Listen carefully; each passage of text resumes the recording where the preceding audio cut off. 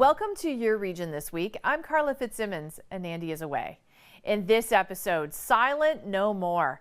Brantford's Woodland Cultural Center is offering a virtual tour of the former Mohawk Residential School.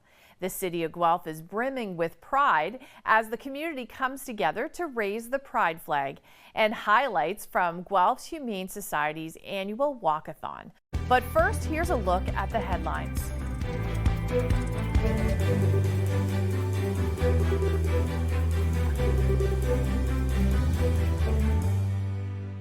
It's a powerful campaign to raise awareness for travelers coming and going at the Region of Waterloo International Airport. Last week, YKF launched a campaign to bring awareness to human trafficking. Hashtag Not in My City is a movement that was started by country musician Paul Brandt in an effort to address human trafficking in the transportation sector. Signage and information has been posted around YKF. It's going to be a powerful evening of remembrance, healing, and community connection at the Ken Sealing Region of Waterloo Museum on Thursday night. Indigenous women are 12 times more likely to be murdered by their intimate partners than the average woman in Canada, and 16 times more likely to be murdered than the average white woman. So this is a very important issue that deserves attention. The idea was that the regional museums, which includes Schneider House and McDougall Cottage, as well as Ken Sealing, Waterloo Region Museum, wanted to work together to do a series of events leading up to June 21st, which is National Indigenous Peoples Day.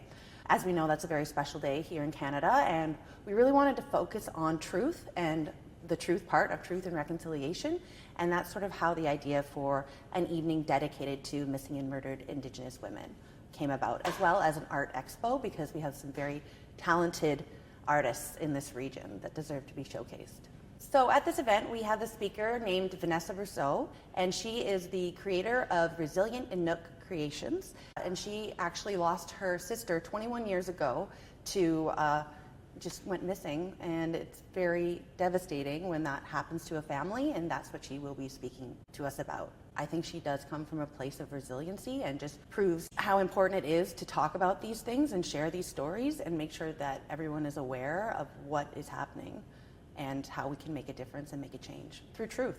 The Grand River Conservation Authority is holding a special one-time lottery for a spot at a popular campground. The GRCA says 8 seasonal campsites have become available at Pinehurst Lake in Ayr. Because it's such a hot ticket item, applications for the 8 openings must be filled out by June 20th. Music, dance, and food from across the globe took over Riverside Park in Guelph over the weekend. The 39th annual Guelph and District Multicultural Festival displayed the rich diversity of the Royal City.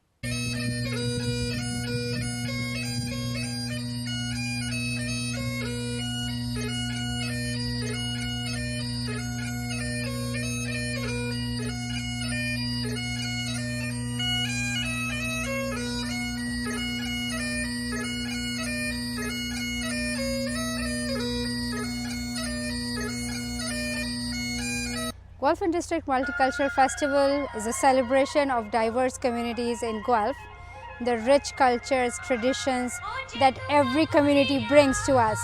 We have more than 130 volunteers with us. Yesterday we counted, all our t-shirts were gone, and over 100 performers for throughout the weekend will be here with us and showcasing their traditional dance, costumes. So all in all, good feeling, very, very happy about how the community came together. Next year is our 40th anniversary. A grand celebration is being planned already. More community participation, so we really invite people who have been thinking this year whether they should join us or not in any capacity to come out next year and celebrate with us. And over the weekend, the Region of Waterloo International Airport held its open house as part of its 75th anniversary celebrations. The event gave visitors a chance to see the most recent expansion and air terminal building, among other things.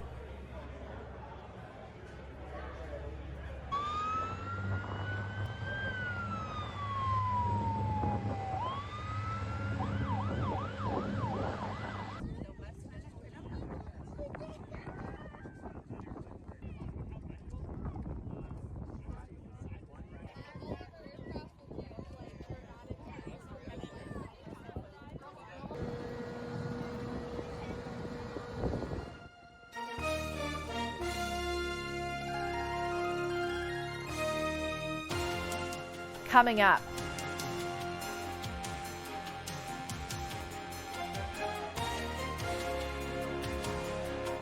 Silent No More, a public virtual screening.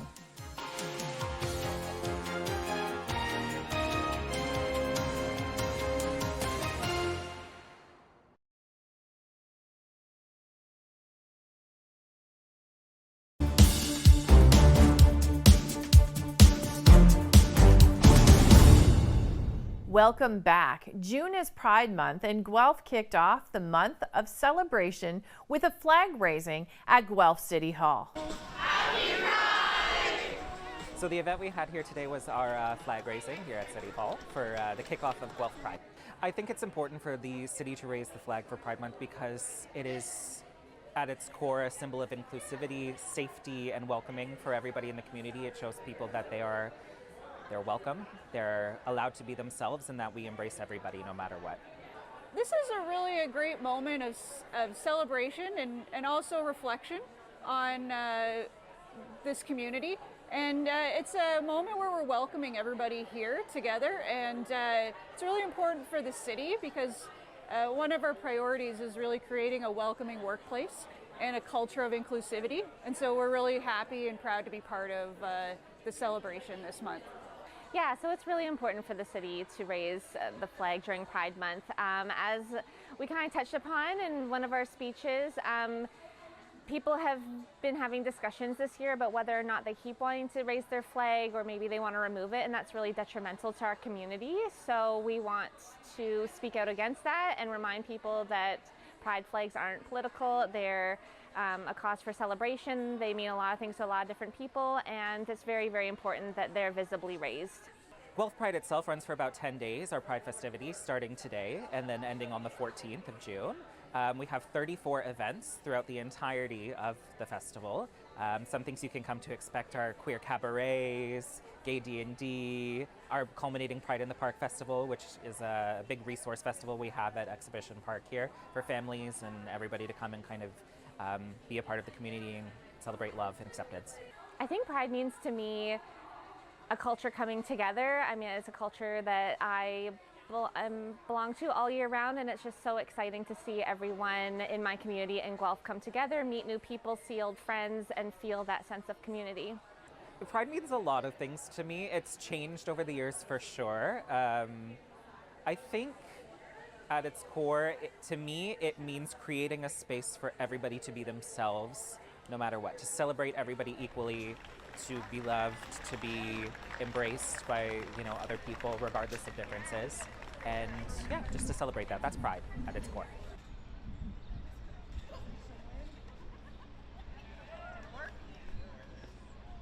Brantford's Woodland Cultural Center has a number of events coming up this week, including a virtual screening of Silent No More. So Silent No More is a film that Woodland Cultural Center produced that features the stories of survivors from the Mohawk Institute. So for folks that don't know, Woodland Cultural Center is actually located at the site of the former residential school called the Mohawk Institute, which was the longest running residential school in Canadian history. And when it closed in 1970, 2 years later, in 1972, it became the Cultural Center. And the film Silent No More provides firsthand accounts from survivors of their experience of the Mohawk Institute. It also shares historical photos and evidence of their lives here. It's a really good way for people to learn about the experience of residential school from survivors. And since the Mohawk Institute is currently under construction, forecasted to reopen this September 30th, this gives people a sort of a good opportunity to engage with this history from their home and maybe even prepare to come visit with us this fall when we reopen. It's really common that people don't know the history of residential schools or maybe don't know what the experience was like for the individual survivors. It is the 10th anniversary this year of the Truth and Reconciliation Commission, and the calls to action that were part of that report. But many of those calls to action have not been fulfilled yet. And also for a lot of us, this history wasn't part of our curriculum. Even for a lot of us in community, I have 3 uncles that were sent to the Mohawk Institute from Akwesasne, which is quite far away. And that wasn't something that survivors didn't talk a lot about their experiences, really, I would say, until the Truth and Reconciliation Commission happened. And I think then as more people shared their testimonies, they realized they weren't alone. And so we started to know more about this history, but it's only recently been added into school curriculums. So for those of us that aren't in grade school or high school right now, Woodland Cultural Center and the films that we've produced and the programming that we do is one of the few places as an adult that you can learn this. It's also a place where you can learn about this history with other people in your family or maybe your children, and so then you can have that dialogue with them about this history. Canada has lots of really good things in its history, but there's also bad things, and it's really important that we understand that past so that we understand where we are today, and also recognize that we haven't repaired the harms from this genocide that was enacted against Indigenous people. And to be a great country and to be part of a great country, you have to be able to look at the hard parts of your history too. And I do think it all starts though with education. We all love the phrase truth and reconciliation. It was in the Crown speech a bunch of times, I think, but just the reconciliation part. And I don't know that we're not quite ready maybe for entirely reconciliation yet. We live in a country where the majority of Indigenous people living on reserve don't have access to clean drinking water. This includes 6 nations. It's surrounded by these massive urban cities, and yet most of the community does not have potable water to their homes. And so we have a long way to go in truth telling still before we can get fully into reconciliation. But I think that it's important for Canadians to engage in that, both when we talk about things like truth and reconciliation, but also actually it's an active part of being a Canadian citizen.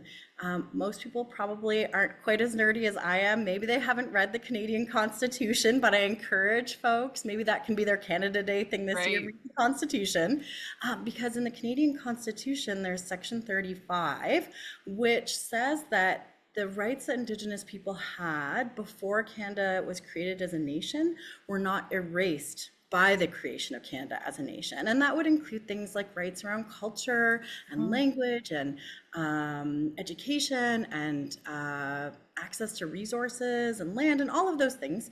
That is part of what it means to be Canadian. It's actually right embedded in the Constitution. And so I think that that is something that's an important part of being an active citizen.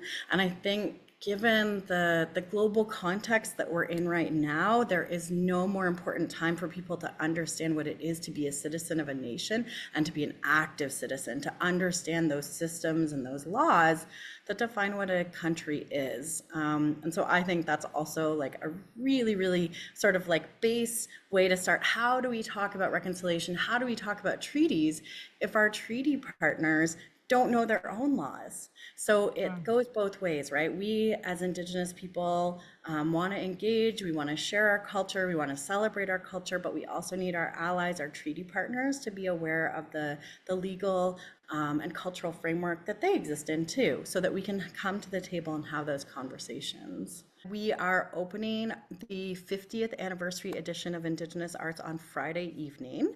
So the public are welcome to join us. That starts at 6:30, and that is the longest running contemporary juried art show of Indigenous art in Canada. So it's a pretty big deal. Yeah. We have over 60 works up in the gallery this year. And for folks who are interested, again, in supporting Indigenous folks, it's a really good opportunity if you like contemporary art, because you can acquire pieces at this show. They are available for purchase, most of them. It'll tell you on the wall.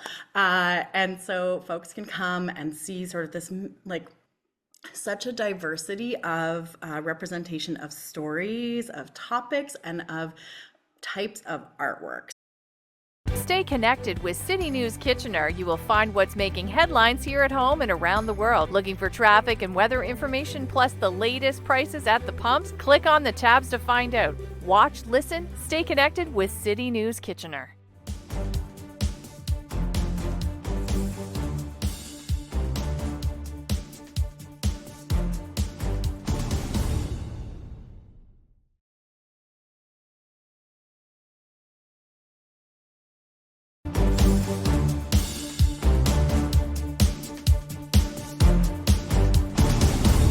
Turning to sports, highlights from Saturday's game between the Niagara Generals and the Bisons at the Bison Alumni Field in Brantford.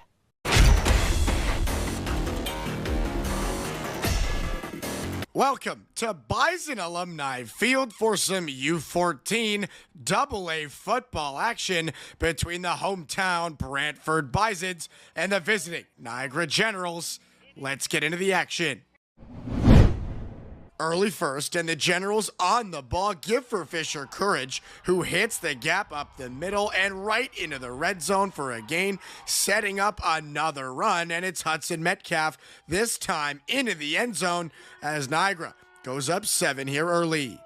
And on the other side of the ball, it's a long pass dot into the hands of Declan Martin as the Bisons get even off a big play in the air. And following the toss, Niagara responding on the ground, and it's Hudson Metcalf getting around the edge, looking to separate, but he's tracked down and tackled by Asani Green here at the end of the first. Second quarter, and the Gens on the one give for Hudson Metcalf. He'll score for his second of the game. It's 14-7 Niagara, but the Bisons right back to the turf as well, and it's a toss for Logan Bickle, who finds the gap and shakes a few tackles. But later in the quarter, a handoff for Chase Parson is run right up the gut for a TD as the run game continues here with the Generals looking to pull away. It's 21-7. And following the score, Sawyer Grant under pressure escapes to the left and fires one upfield for a huge gain and a first down. Generals leading to a score. It's Hudson Metcalf again for his third as the Generals add another 7, and later in the frame, right back to the red zone are the Generals with a handoff for Chase Parson. That's his second as Niagara pulls away. It's 35-7 at the end of the half. Third quarter, and it's Sawyer Grant rolling out left and hitting the post upfield as Henry McDonald creates that separation and cruises in for a Generals TD. And later in the quarter, it's a loose ball scooped by Carson Stevens and brought in for a defensive score, extending the lead once more here at the end of the third. Fourth and final quarter, and the Bisons give for Ibrahim Syed, who jumps out to the right side and takes one all the way to the house down the sideline for a Bisons touchdown here late as Brantford fought to the final whistle, but the Niagara Generals take this one over the Brantford Bisons at Bison Alumni Field. Still ahead, animal lovers come together in support of their four-legged friends.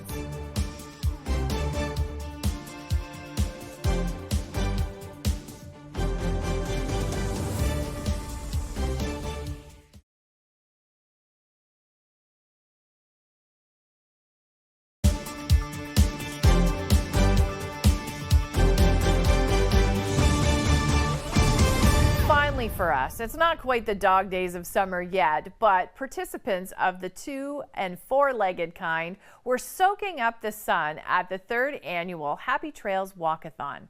This year's event raised over $64,000 for the Guelph Humane Society. 3, 2, 1, and walk! So when the walk starts at 10 a.m., seeing everybody come together and gather for the walk, it's just such an incredible moment where we realize that we have the support of the community helping us to do the work that we do. And we're so fortunate to be in Guelph and to, to share this, not only this love of animals, but the understanding of how important animals are in our lives and how much the community is behind us and supporting us to make sure that they all have the care that they need. Today here at the Guelph Humane Society, we're having our 3rd annual Happy Trails Walkathon.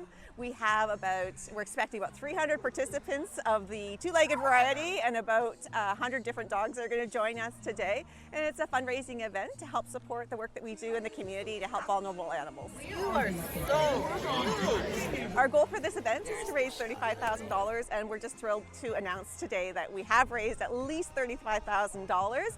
Some of the numbers are still coming in, so we'll make an official announcement later this week, but we're just thrilled that we've raised our goal, and with the help of all these community members, it's just been fantastic.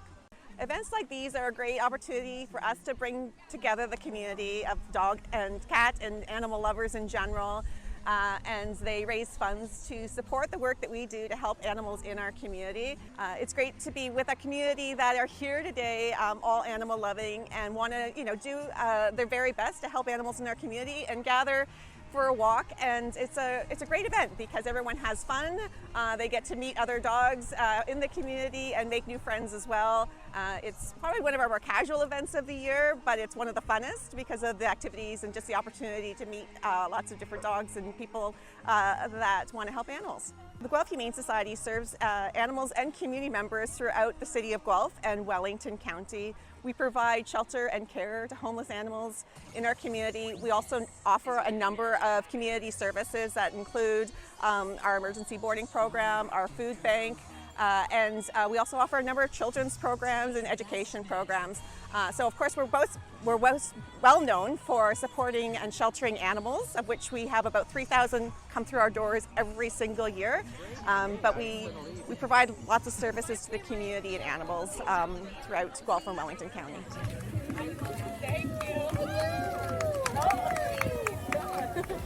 That's our show for this edition of Your Region This Week. Thanks for watching. I'm Carla Fitzsimmons, and I'll see you next time.